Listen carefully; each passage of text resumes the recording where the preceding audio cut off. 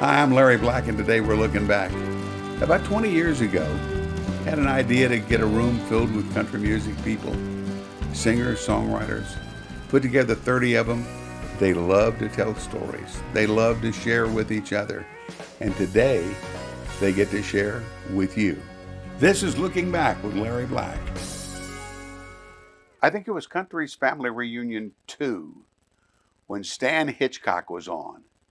Stan Hitchcock was a singer, had some great songs, but he also is the guy that started country music television, CMT, and has been very instrumental. This is fun. You're going to like this one. He loved to ride around with policemen in police cars. Listen to this story. Stan Hitchcock was on television in Nashville early in the morning for years and years, and you've got one of the greatest stories of all time about being recognized. Well, again, it's back in the early 60s, and this during the period of time when Bobby had his show and Ralph had his. We all had shows, and I was on 5 days a week. And then on the weekend, I had a nationwide show that was on Saturday. So 6 days a week, I was on television. Well, my recognition factor had gone up considerable, but I didn't realize it. So during this same period of time, this is 1966, I had become real enamored with the police. I mean, I loved the police. I'd ride with them at night. I made friends with them, and I just thought it was the greatest thing in the world to hang around with the police. And one of my friends was a detective, and we'd gotten to be real close. And so one Sunday afternoon, he invited me out to his house for a cookout.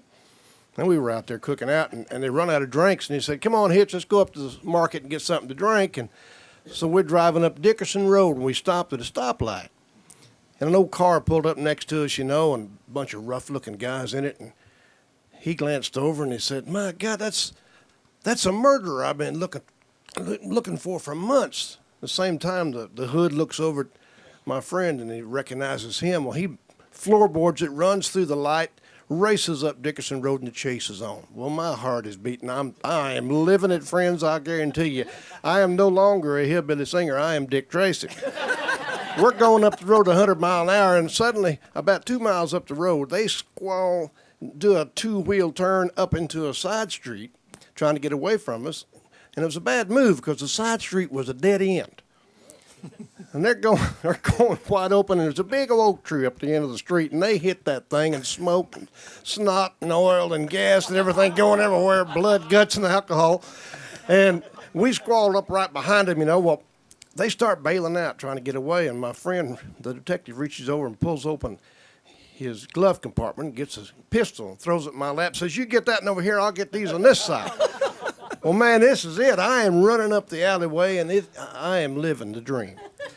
Well, at the end of the alley is a big old tall chain link fence, and this guy hits it going wide open, and he starts climbing it.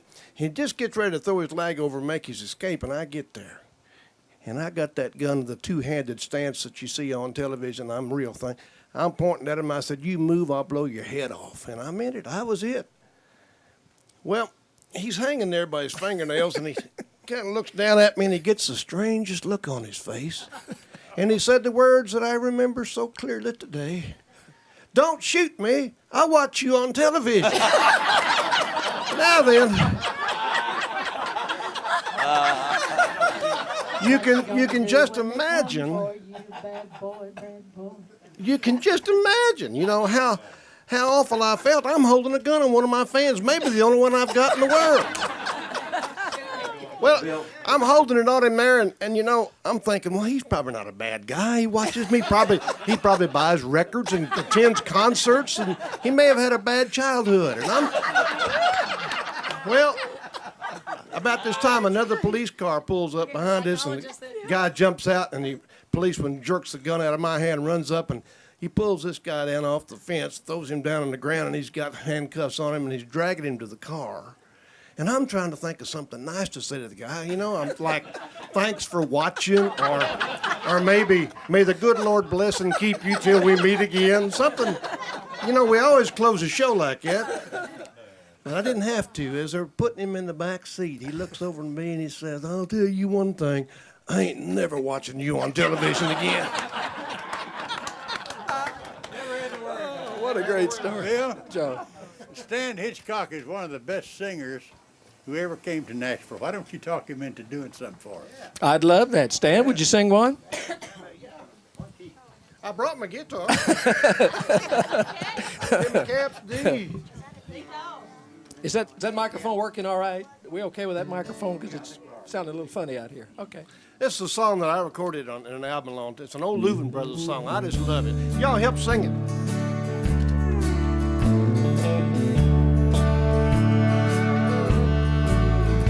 Have I stayed away too long? Have I stayed away too long? If I came home tonight, would that same light be blue? Or have I stayed away too long? Have all of my dreams gone wrong?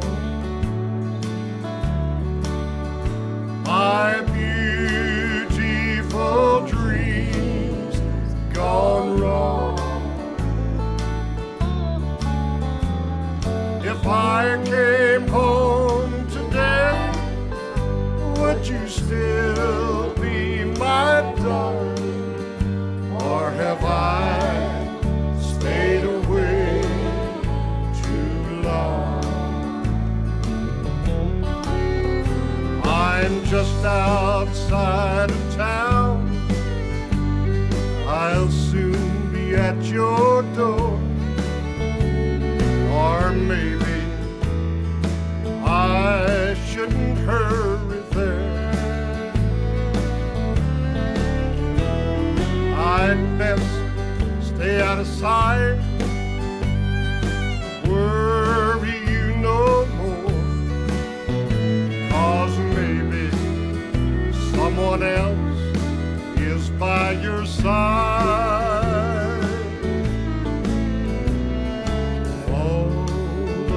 My dreams gone wrong. My beautiful dreams gone wrong. If I came home tonight, would that same light be burning? Or have I stayed away too long? Have I stayed away too long? Have I stayed away too long? If I came home tonight, would that same light be burning? Or have I stayed away too long?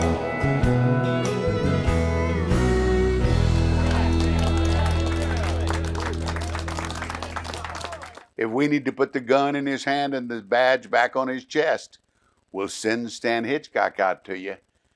Don't forget, see you next week. Remember to remember and subscribe.